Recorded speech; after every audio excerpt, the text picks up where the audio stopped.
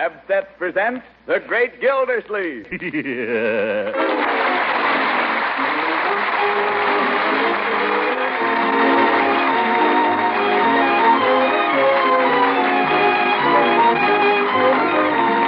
makers of Pabst present each week at this time Harold Peary as The Great Gildersleeve, written by John Wheaton.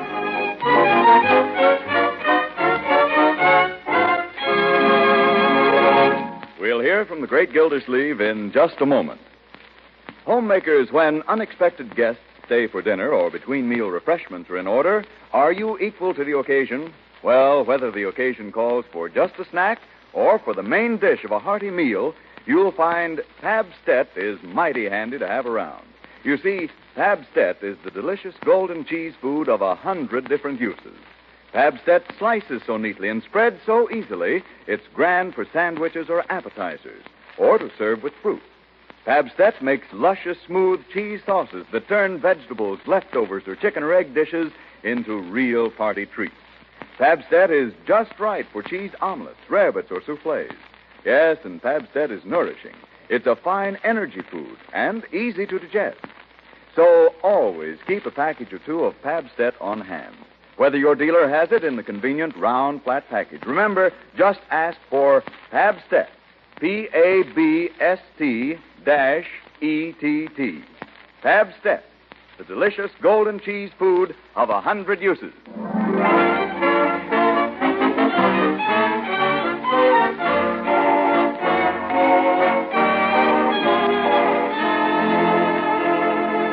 Now, let's join our friend, the Great Gildersleeve, who's risen this morning with the conviction that all's right with the world. After a warm shower, a half-dozen knee bends, a brisk shave, and a hearty breakfast, he stepped out onto the front porch to enjoy a cigar and survey his property.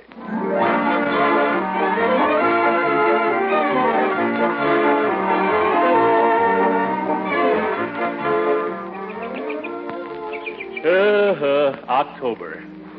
I tell you, Marjorie, there's no finer month in the year. Just breathe that air. It's wonderful. Feel that nip in it. Makes you want to get out and do things. Doesn't it, Leroy? Such as what? October. Harvest time, frost on the pumpkin, brown October ale, the smell of burning leaves. I love October. Look at that maple tree in Mrs. Ransom's yard there. Like a beautiful painting. Uncle Mort, I believe you'd like any kind of a tree if Mrs. Ransom was sitting under it. She is? Where? I was speaking figuratively. Oh. Well, let me reiterate, Marjorie, that Mrs. Ransom to me is nothing but a neighbor. You believe in the good neighbor policy. If we were discussing trees. Look at our own lovely elm. Look at the color of those leaves. Oh, it's glorious. Yeah, and you know what's going to happen to those leaves? They're going to fall on the ground. That's the first law of nature, my boy. Yeah, and I'm going to have to rake them up. That's the second law. I hate trees. Leroy, never let me hear you say that about a tree. Okay, I think I'll go over to Piggy. Did you ever stop to consider what a wonderful thing a tree is? Leroy, I asked you a question. Did you? No, Unc, but I'll do it the minute I get back. Come back here. You do what? What you said? You weren't listening. I'm listening, Unc. Only Piggy's waiting for me. We're going to dig a fort. You dig a fort? You can do plenty of digging right here, Leroy. Just stick around. I have something to tell you. Both of you. Uh-oh. What is it? Well, I bought a tree. Huh? You bought a tree? Certainly. What's so amazing about that? Everybody ought to have more trees. Why, one of the happiest recollections of my childhood is an old cherry tree we had in our front yard at home. I fell out of it once and broke my arm. You must have had a jolly childhood, Uncle Mort. Yeah. What wouldn't I give to be back there now? To be a kid again. And break the other arm. Yes, sir. There are two things every boy ought to grow up with. A dog of his own and a cherry tree. Do you mean that, Unc? What? About the dog? No, but I mean it about the cherry tree. The tree I bought was a cherry tree. How did you come to get sold this tree, Uncle Mort? I didn't get sold it. I bought it of my own free will, fully dressed and in my right mind. Well, where are we going to put it? Where are we going to put another tree here? Well, you don't understand, my dear. This is a very fine tree. They call it a giant ponderosa. Holy smokes, how big is it? Well, a man says they grow 30 or 40 feet high, higher than the house. What man, Uncle Mort? The man that sold it to me. He showed me a picture of it. Oh, you haven't seen the tree? Why, of course not. I hope you didn't pay him for it. Well, I, Come on, Unc. How much did he stick you for? $22.50, and he didn't stick me. $22.50? Wow, you must have bought a redwood. Uncle Mort, did you ever stop to think how many cherries you could buy for $22.50? Oh, you're very helpful, both of you. But the tree will be arriving today or tomorrow. We got to decide where we're going to put it. Now, I thought maybe right out here in front. But Uncle Mort, this is the only sunny spot left in the whole yard. That's good. Cherry trees need sun. It'll give us some nice shade out here. We can hang a hammock under it. Hey, that wouldn't be bad. Just lie here with your mouth open and let the cherries drop in, boy. Well, of course, we might not have more than a few cherries the first year, but after that... Oh, Bertie. Yes, sir? How are you on cherry pies? Well, I haven't had any complaints so far. Then warm up your rolling pin. Leroy, do you like cherry pie? Are you kidding? Then get the shovel. Oh, I like coconut custard better. Get the shovel anyway.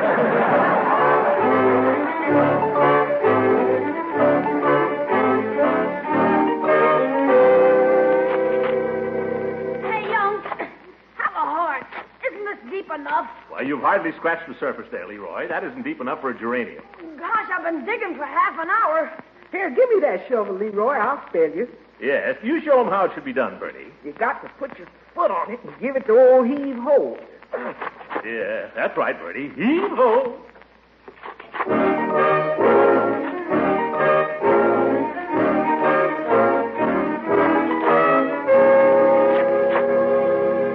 Heave-ho, Bertie. Heave-ho. You're doing fine. I'm going to have to stop pretty soon, Mr. Gildersleeve, and get lunch. Is anybody hungry? I'm not. Well, don't you think it's deep enough now, Uncle Mort? It's up to her waist. Well, you've got to remember, my dear, this is no two-for-a-nickel cherry tree. This is a giant ponderosa. Yes, I know, Uncle Mort. These things have roots. They've got to spread out. Heave-ho, Bertie. Looks like I'm dug in for the women here.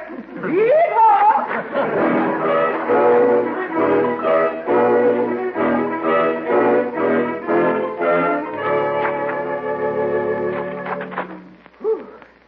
Leroy, am I spelling you or you spelling me? Yes, Leroy. While you're resting, give Bertie a hand there. I don't want to suggest anything, Unc, but how are you with a shovel? I'm saving myself, Leroy. So I noticed. I'm saving myself for the hard work. We got a long way to go yet. These giant ponderosas, you know. Heave-ho, my boy. But it's up to my chin, Unc. Chin up, my boy. Heave-ho.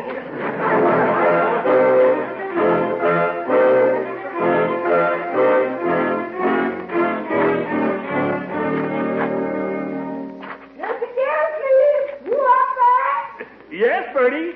It's getting dark down here. You don't think maybe we can buy them for our mother?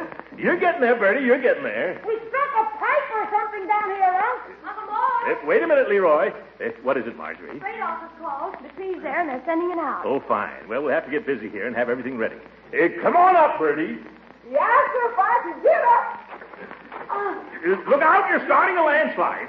Leroy, give her a boost there. Grab hold of the shovel, Bertie, and I'll pull.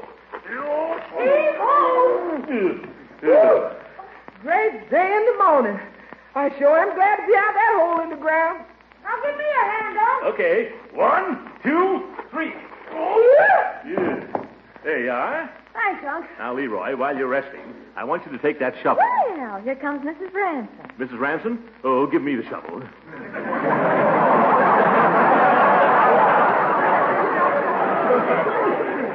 Don't tell me you're going to break down and go to work, Unc. Go dig your fort, Leroy. Give me the shovel. Good afternoon, Mrs. Ransom. Lovely day.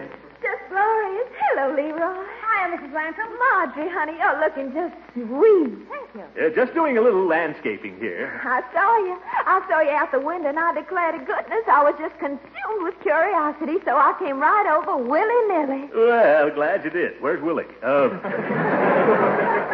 Careful, don't fall in that hole there. Oh, why, Throckmorton. Mr. Gildersleeve, did you go and dig that great big hole? Well, I had a little help. A little, he says. Well, it's a lovely hole. But what are you going to do with it? Make a swimming pool? No, we're going to plant a tree. A tree? Oh, Throckmorton, then you did remember. Remember what? Well, what we talked about under the maple tree the other night. Oh, that.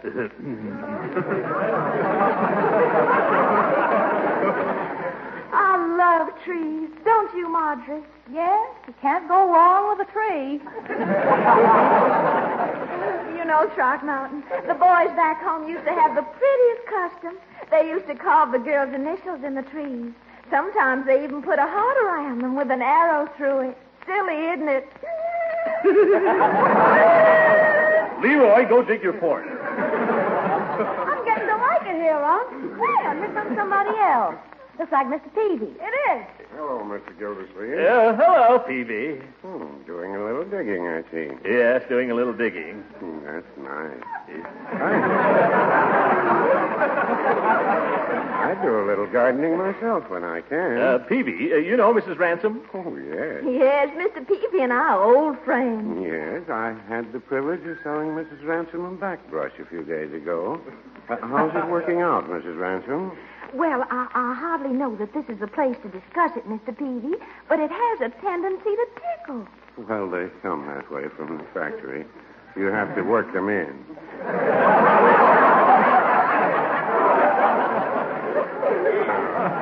Mrs. Peavy and I have one of those brushes. We've had it almost 10 years, and we think the world of it. We wouldn't part with that brush for almost anything you could name.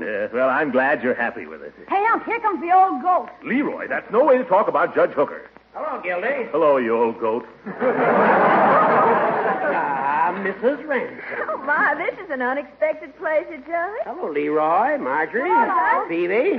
Quite a little gathering. What's going on here? Mr. Gildersleeve is having a tree planting. Well, what is this, Arbor Day? I wish I could stay for the ceremonies, but I've got to tend to my marketing. Oh, must you go? Yes, but when I come back, I expect to see a shady bower right where that hole is. Goodbye now. Goodbye, Mrs. Ransom. Goodbye, Mrs. Ransom. Goodbye. Goodbye, Mrs. Ransom. You can have the shovel back now, Leroy. What's the excavation for, Gildy? Are you going to plant this tree or bury it? No. What kind of a tree is it? It's a cherry tree. Any objections? No. Of course, they don't live very long, but they'll probably live as long as you will. Listen to me, you old goat. A cherry tree was good enough for George Washington, and George Washington was good enough for me. You tell him, Unc. Why, every house in this country ought to have a cherry tree. I hope this tree will be an inspiration to you, Leroy, to follow in the footsteps of George Washington. Do you understand what's expected of you? Yeah, you want me to chop it down? You know. Smart kid. He knows his history, Gildy. That's more than you do. Hey, Unc, here he comes. Who? The express man. Maybe he's got the tree. Oh, no. It would take a bigger wagon than that, Leroy. They'll have to send it out on a truck. Right up here, though. Oh, he's stopping here. Well, maybe it's still down at the freight office. Maybe they couldn't handle it. After all, a giant Ponderosa at $22.50. Mr. Gildersleeve, gentleman right there. Yeah, something for me? They sign here. Wait a minute. I was expecting a tree. They telephoned me from the freight office. You know anything about it? You sign here. But what am I signing for? I bought this tree from a fellow who came through here a week ago. Sign here, please. All right, I'll sign. But what about the tree? I paid a lot of good money down. If it's all the same to you, I'd like to know what... No. Now you went and signed in the wrong place. I'll have to erase it. Yes, erase it. Well, you got me so darn excited. Now, listen, brother, would you mind telling me... Bottom line, there. The bottom line. Your hand's shaking, Unc. Yeah. Now, would you mind telling me what you're delivering, if anything? Tree. The tree? Where is it? Under my arm. Take it, will you, bud? That little twig? Oh, isn't this awful?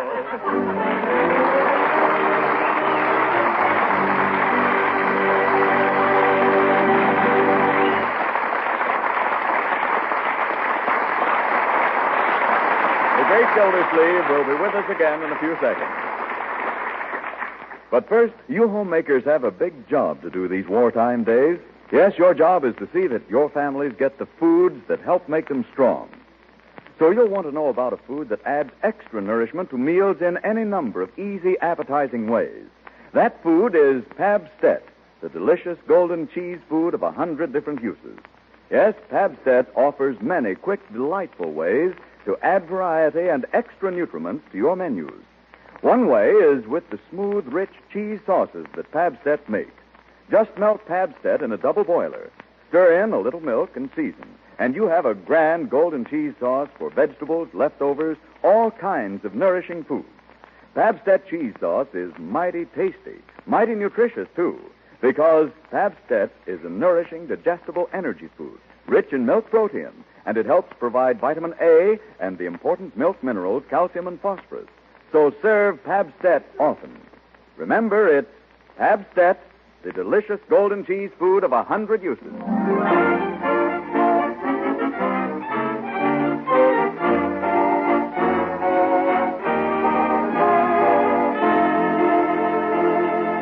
Now let's get back to the Great Gildersleeve and his cherry tree.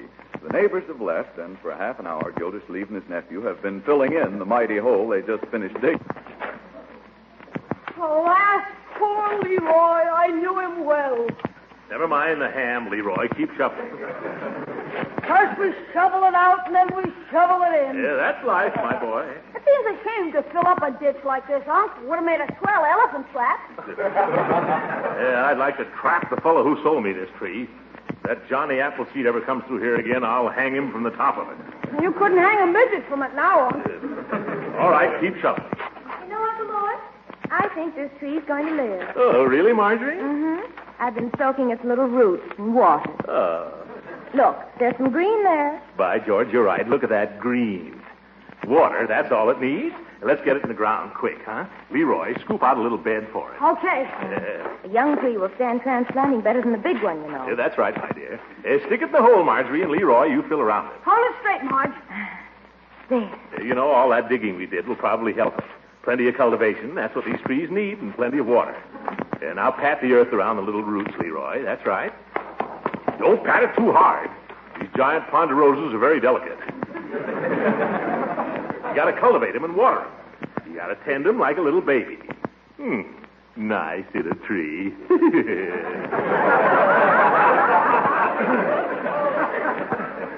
we ought to take it in the house nights to keep it warm.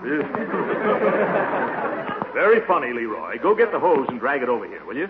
We got to give this a good soaking. Don't you think we ought to use a medicine dropper? A medicine. Go get the hose. Okay. Oh, they just like to kid you, Uncle Mort. You are funny, you know. Oh, you too?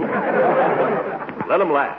We're lucky to get a tree like this for $22.50. Hey, Unc, the hose! Well, drag it over here. I can't. It won't reach. This is as far as it'll go. Oh, well, turn on the water. We'll squirt it from there. Here, give it to me. You go turn it on. Don't squirt it too hard, Uncle Mort. You'll knock the tree over. Go ahead. Turn it on, Leroy. It's on. Stand back, Marjorie. Here it comes. Uh-huh. Turn it on all the way. I've got it turned down as far as it'll go. Oh, look at that. Is that guy next door taking a bath again?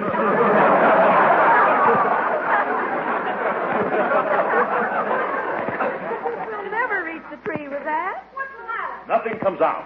Look at that dribble. Oh, you can make it go farther than that. Stick your thumb over the end of it, Unc. Well, I'll try it. Oh! Leroy, you knew it would do that. You didn't have to squirt yourself in the face with it, Unc. I'll wipe you off, Uncle Mort. Yes, never mind. By George, that's the last straw. That's Summerfield for you. You try to plant a tree, you try to beautify the place for a little, and then what happens? No water. Bertie's been complaining about the pressure all summer. Well, she should. The water situation in this town is a disgrace. It's a fire hazard. It's a menace to the public health. And it leaves a ring in the bathtub, too. I'm going to go out and do something.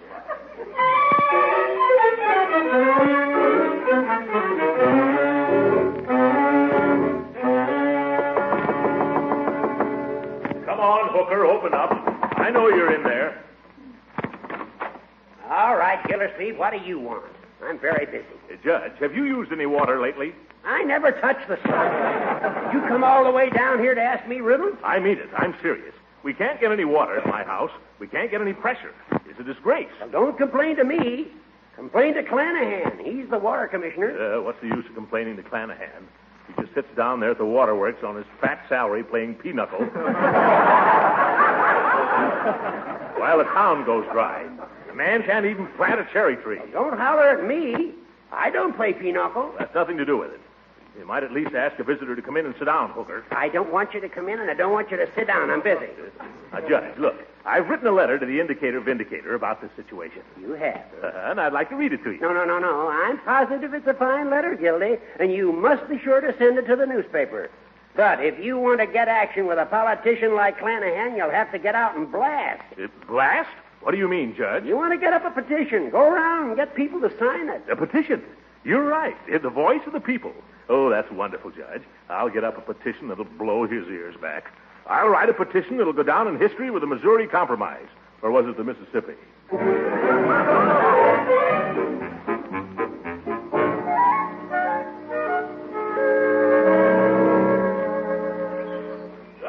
Good morning, Floyd. Morning, Mr. Gildersleeve. You're next. Be with you in about 2 minutes. Thanks, Floyd. I won't require your professional administrations this morning. I shaved myself.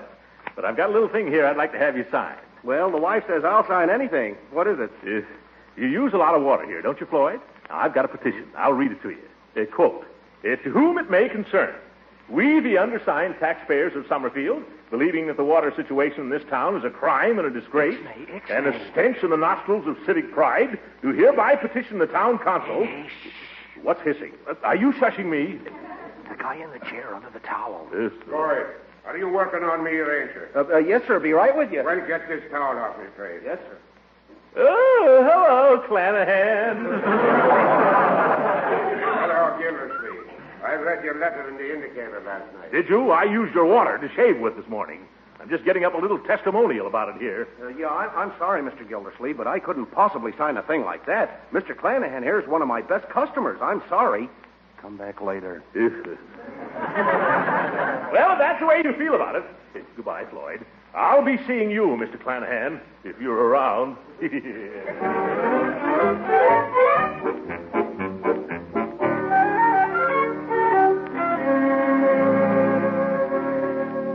But, Peavy, you know yourself the water in this town isn't any good. It's not even fit to bathe in. Well, no, I wouldn't say that. I bathe in it regularly. So does Mrs. Peary. All right, it's fine to bathe in, then. Well, no, I wouldn't say that either. It's a little slow coming out of the tap, and it's kind of brown, and it has a peculiar taste. Well, in other words, it's pretty bad water.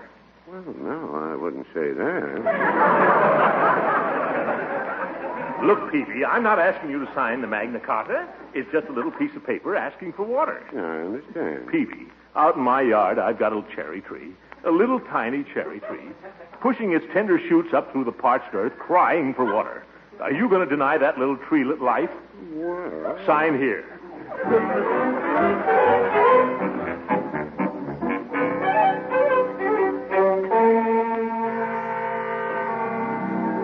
Oh, no, Gildy. I wasn't born yesterday. Look here, Judge. You're the one who told me to get up this petition. Sure I was, but I'm not crazy enough to sign it.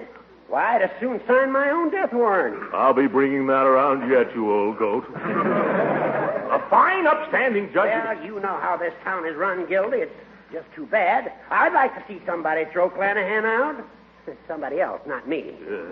That's your final word, is it, Hooker? I'm sorry, Gildy, but that's it. Very interesting. This is going to be very interesting. To whom? To a certain lady who shall be nameless, Mrs. Ransom. All right. If you're going to play dirty, give me the paper. I thought you'd see the light, Judge. You're worse than Clanahan. I'm doing this against my better judgment, you understand? You never want to trust that anyway. Thanks, Judge.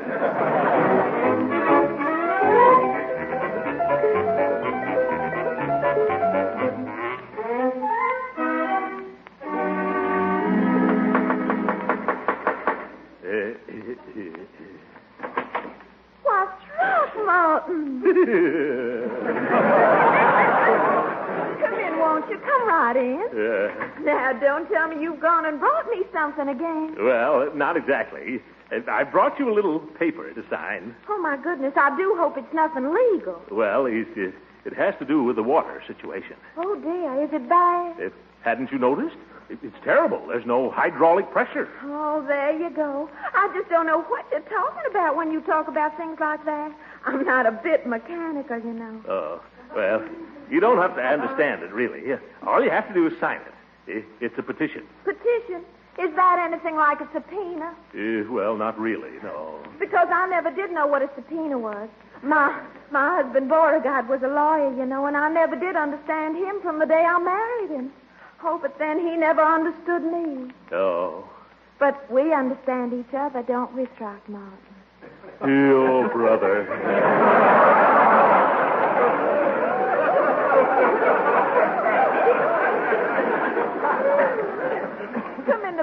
fella, won't you? Now, let's don't talk about petitions and pressures and chemistry and all that. Let's talk about us. Oh, well, I'll tell you. I've got to get this petition in before the meeting of the town council tomorrow. Oh, pooh. All you men think about is business. I know, but let's get it signed first, and then we can go on from there. Well, I'd love to sign a Throckmorton, really, I would. But Beauregard told me I must never sign anything without getting the advice of a lawyer first. Oh. Don't you reckon maybe I ought to consult Judge Hooker? Hooker? No. Frankly, I don't think the judge would understand about this. You don't? No. You see, this petition, well, it all started with that tree I planted. Our tree, Leela. Our little tree.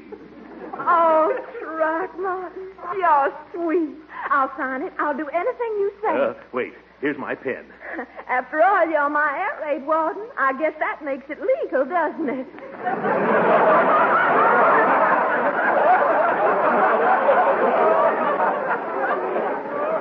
Absolutely. There.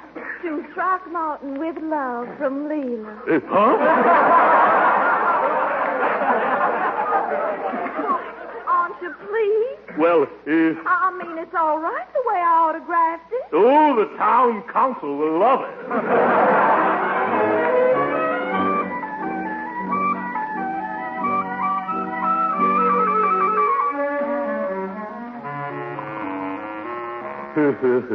With love from Leela.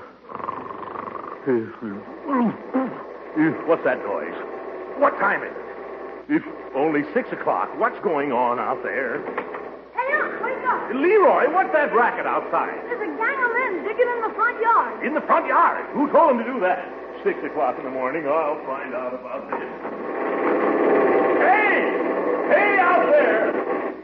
Oh, it's you, Clanahan. What do you think you're doing? You complained about the water, didn't you? Certainly I did, and I'm going to complain about it again. You said you wanted action, didn't you? Certainly I did. Well, you're getting it. Wait a minute. Where's that tree that was there? What tree?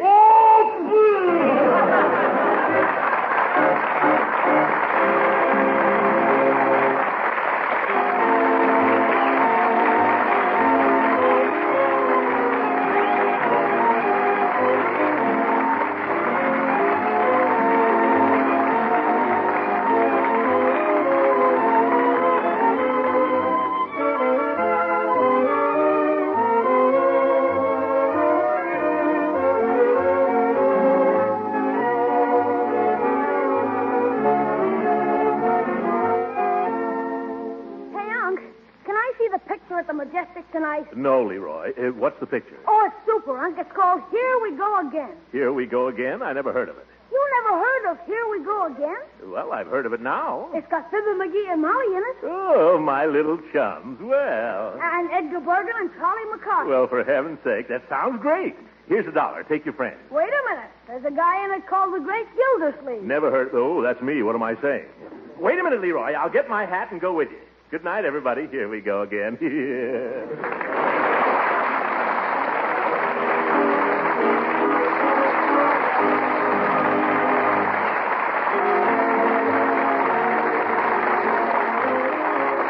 Original music heard on this program was composed and conducted by Billy Mills. This is Frank Bingman speaking for the makers of Pab Set and inviting you to be with us again next week at the same time for the further adventures of the Great Gildersleeve.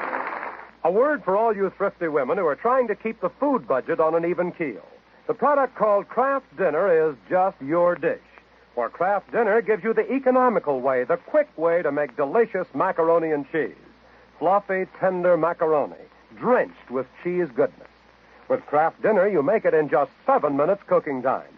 You see, every Kraft Dinner package contains a special fast-cooking macaroni and an envelope of Kraft grated so you can sprinkle in the cheese flavor in a hurry. And say the family will go for this thrifty, speedy macaroni and cheese. They'll tell you it's as good as any you ever baked in the oven the old-fashioned way. Why don't you get several packages of economical Kraft Dinner tomorrow? Have it on hand in the pantry shelf. A main dish ready in 7 minutes is such a help these busy days. Tomorrow, ask your food dealer for Kraft Dinner. This program came to you from Hollywood. This is the National Broadcasting Company.